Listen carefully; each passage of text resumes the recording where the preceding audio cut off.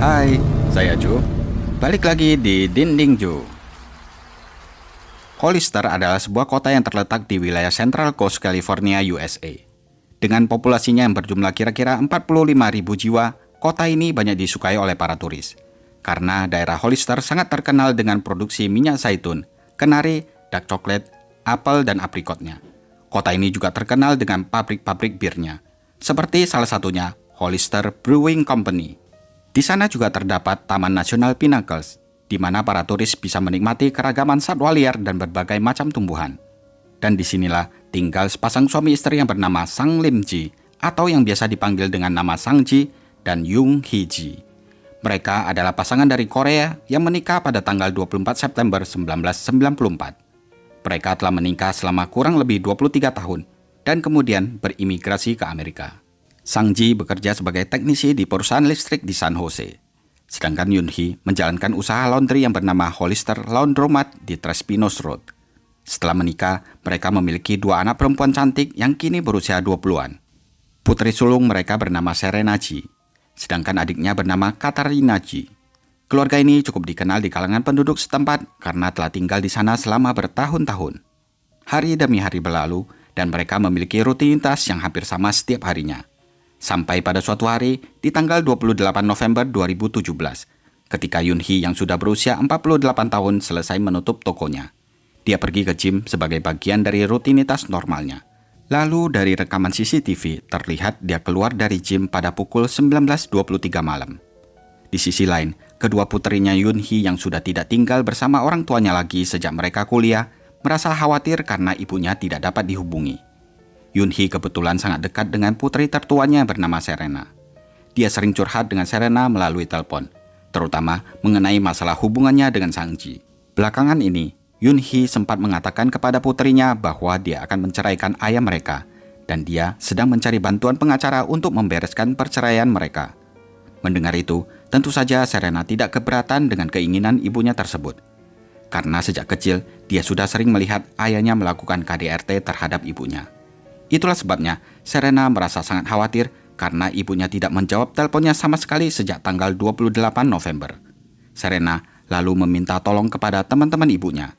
Namun, teman-teman Yun Hee pun yang mencoba untuk menghubunginya juga tidak berhasil. Serena yang tinggal di Los Angeles akhirnya memutuskan untuk pergi ke kota Hollister untuk mengecek keadaan ibunya. Akan tetapi sebelum mengemudi, dia mencoba mengirim pesan dan menelpon ayahnya. Tidak lama kemudian, Sang Ji membalas pesan putrinya dan mengatakan bahwa ibu mereka tiba-tiba kembali pulang ke Korea karena harus mendatangi nenek mereka yang sedang sakit. Dan alasan mengapa mereka tidak dapat menghubungi Yun Hee adalah karena telepon genggamnya rusak sebelum dia terbang ke Korea. Tentu saja kedua putrinya itu merasa aneh mendengar penjelasan Sang Ji. Tidak mungkin ibunya tidak memberitahu kalau dia akan pergi ke Korea. Karena merasa curiga, Katarina memutuskan untuk menghubungi keluarga yang ada di Korea. Dan betapa kagetnya ketika keluarga yang di Korea mengatakan kalau Yun Hee tidak pernah datang ke sana. Mereka bahkan tidak tahu apa-apa mengenai kepergian Yun Hee. Dengan banyaknya kejanggalan dan masih belum ada tanda-tanda keberadaan dari Yun Hee, pada tanggal 2 Desember 2017, Serena memutuskan untuk pergi ke rumah orang tua mereka di Hollister, California. Setibanya di sana, suasana langsung terasa aneh dan menakutkan, terutama di bagian dapur. Dia memperhatikan kalau ada sebagian karpet yang sengaja dipotong atau robek. Ketika bertemu dengan ayahnya dan menanyakan hal tersebut, Sang Ji mengatakan bahwa ada air yang bocor dan membasahi karpet, sehingga harus dibuang. Kemudian, saat Serena bertanya kepada ayahnya apa yang terjadi pada ibunya, Sang Ji tiba-tiba menjadi sangat kesal dan tidak mau memberikan jawaban apapun. Pada hari itu juga, Serena langsung melaporkan ibunya yang hilang ke kepolisian San Benito County. Saat polisi tiba di sana, ternyata Sang Ji tidak sendirian. Ada seorang wanita asing yang bernama Jung Choi di rumah tersebut. Dan Sang Ji memberitahu polisi kalau Jung Choi yang berusia 45 tahun ini adalah sepupunya yang baru datang dari Korea Selatan. Ketika polisi bertanya kepada Sang Ji tentang keberadaan istrinya, dia kembali mengatakan kalau Yun Hee pergi ke Korea untuk mendatangi keluarganya yang sakit. Tapi Sang Ji tidak bisa menyebutkan apa nomor penerbangannya, kapan Yun Hee berangkat, dan kapan dia kembali. Bahkan, tangannya terlihat gemetar saat diinterogasi oleh polisi. Sang Ji juga mengatakan kalau dia membuang ponsel istrinya karena rusak tepat sebelum Yoon Hee memutuskan untuk pergi ke Korea Selatan. Dia bahkan menuduh kalau Yoon Hee mungkin saja selingkuh dan berbohong kepadanya tentang pergi ke Korea. Setelah mendapatkan izin, polisi mengambil telepon genggam Sang Ji dan Jung Choi untuk diselidiki. Sang Ji bahkan juga dibawa ke kantor polisi untuk diinterogasi lebih lanjut. Keesokan harinya, Jung Choi datang ke kantor polisi. Dia merasa kesal karena polisi mengambil ponselnya. Dan sewaktu polisi menanyakan tentang Yoon Hee yang hilang, Jung Choi terlihat panik. Dia mencoba meminum air dan bersikap tenang. Akan tetapi, airnya malah tumpah membasahi pakaiannya. Melihat hal tersebut, kecurigaan polisi semakin besar. Beberapa hari kemudian, polisi akhirnya mendapatkan surat perintah penggeledahan rumahnya Sang Ji. Saat mereka masuk ke dalam rumah keluarga tersebut, hal pertama yang mereka perhatikan adalah Jung Choi. Dia terlihat sibuk menyeka lantai dengan pemutih, dan bau pemutih itu sangat kuat sehingga membuat air matanya keluar. Ketika ditanyain polisi, Jung Choi berkata, "Oh, ada air bocor, takutnya nanti jamuran." Polisi kemudian melanjutkan penggeledahan, dan mereka menemukan sebuah kondom bekas yang ternyata setelah dites terdapat DNA milik Sang Ji dan Jung Choi. Ketika ditanya polisi tentang ini, Jung Choi mengatakan, "Gini loh, waktu aku datang 7 bulan yang lalu, kami mabuk, dan tanpa kami sadari, kami telah melakukan hubungan intim." Di halaman belakang, polisi menemukan 2 gelas dan botol kosong bekas cairan pembersih di dalam tempat sampah. Selain itu juga terdapat bantal yang terkena noda disembunyikan dekat mobil Ford milik Sang Ji. Polisi juga melihat sebuah komputer, namun komputer tersebut sudah diinstal ulang pada tanggal 4 Desember. Anjing pelacak juga digunakan untuk melacak bau dari Yoon Hee. Sayangnya, karena aroma dari cairan pembersih terlalu kuat, mereka tidak bisa bekerja secara maksimal.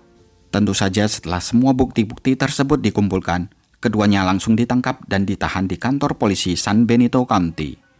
Pada tanggal 20 Desember 2017, dengan menggunakan anjing pelacak, polisi akhirnya menemukan karpet berdarah yang hilang. Di sana bahkan juga ditemukan jasad seorang wanita di dalam koper di atas bukit yang curam. Setelah diselidiki, ternyata jasad itu adalah Yoon Hee. Dari hasil otopsi, diketahui kalau dia meninggal karena mengalami trauma benda tumpul di kepalanya. Setelah diselidiki, diketahui kalau Jung Choi terbang ke Amerika dan tinggal di rumah Sang Ji sekitar bulan April 2017. Sebelum kedatangannya, Yoon Hee merasa kalau suaminya mulai berubah. Dia memperhatikan kalau suaminya Sang Ji sering menelpon seseorang di malam hari sampai berjam-jam. Kalau ditanya, suaminya selalu mengaku kalau dia lagi ditelepon sepupunya yang tinggal di Korea. Ketika akhirnya Jung Choi datang dari Korea dan tinggal di rumah mereka, nalurinya Yoon Hee sebagai seorang wanita mengatakan pasti ada sesuatu yang tidak beres. Mereka terlalu dekat meskipun mengaku sebagai sepupu. Jung Choi juga mengaku suka memerintah Yoon Hee dan dia tidak sungkan mengkritik cara Yoon Hee mengurus rumah dan keluarganya. Jung Choi bahkan juga membawa seorang pria yang diakuinya sebagai ayahnya untuk tinggal di sana. Anehnya, suaminya yang melihat itu bahkan tidak membela Yoon Hee. Hal inilah yang menimbulkan pertengkaran hebat sampai-sampai polisi dipanggil 2 kali ke rumah tersebut. Saat polisi dipanggil untuk yang kedua kalinya, Yoon Hee yang sudah kesal menyuruh polisi untuk mengeluarkan Jung Choi dan ayahnya dari rumahnya Yoon Hee.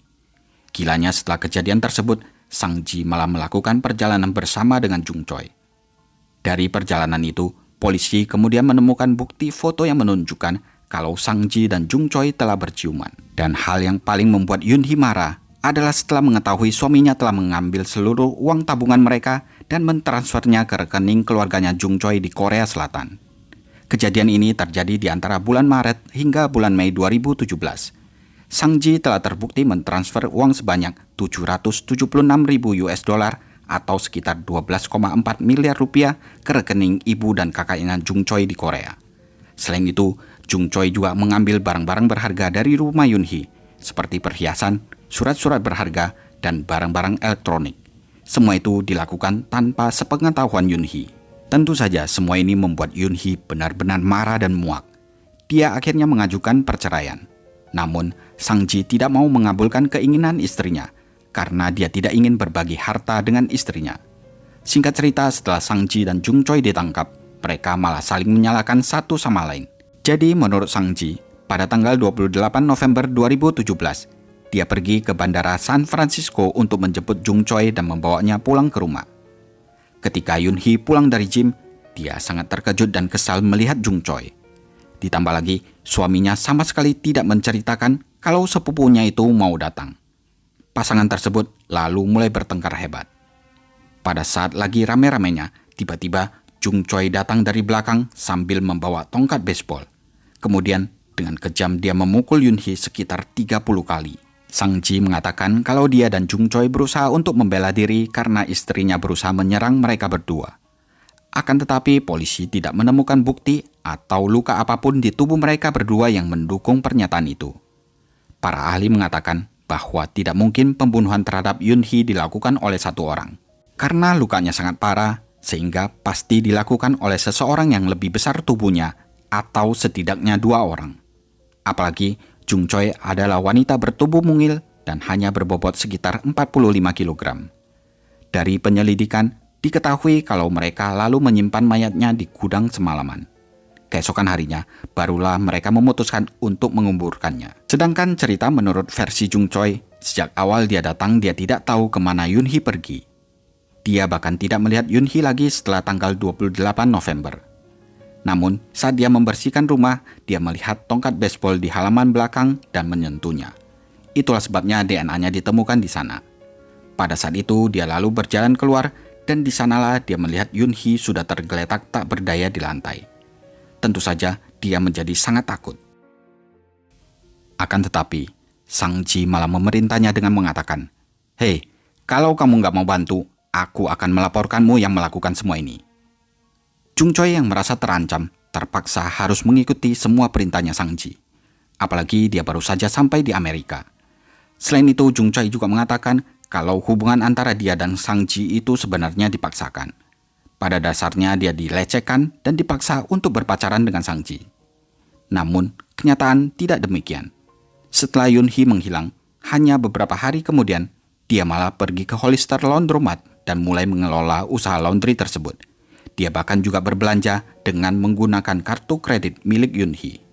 Di pengadilan, ketika jaksa bertanya kepada Sang Ji dan Jung Choi tentang foto mereka yang lagi berciuman, padahal mereka adalah sepupu, Sang Ji beralasan kalau ciuman itu dimaksudkan untuk mengajarkan istrinya bagaimana cara berciuman yang benar.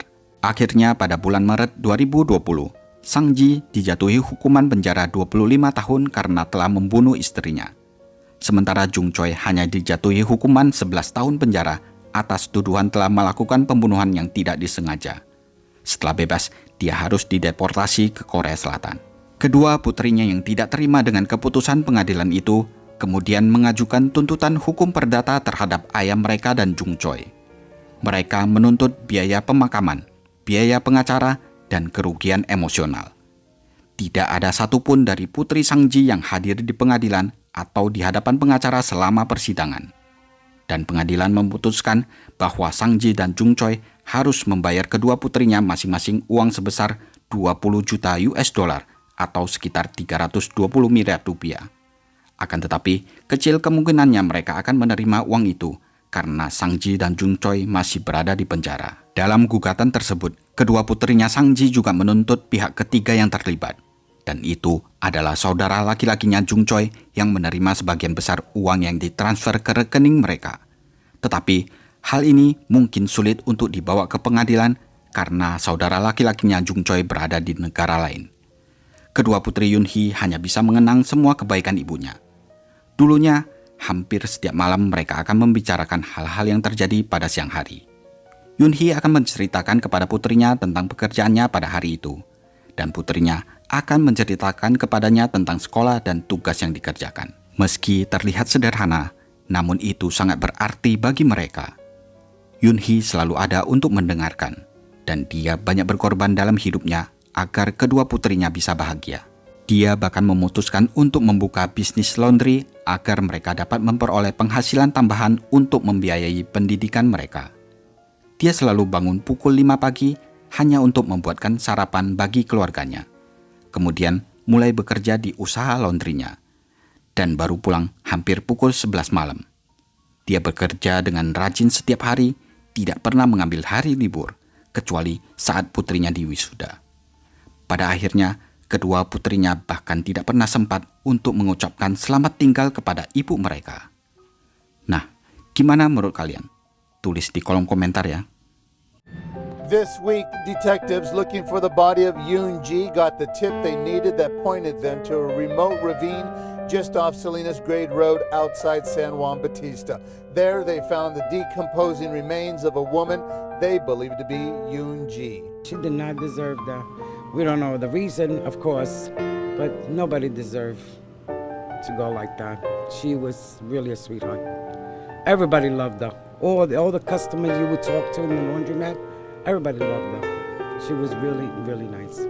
The woman went missing days after Thanksgiving. Detectives with the San Benito County Sheriff's Office quickly focused on her husband, Sanji, and this woman, Jung Choi, possibly the husband's new girlfriend. The pair was arrested after detectives determined a murder had taken place inside the G's sprawling home outside Hollister, but they didn't have a body until Wednesday night when a woman's remains were found in a shallow grave. It's a very remote area. It's difficult to access. My opinion would be that it was definitely done in a manner where the people that put her there would be expecting that she would never be found.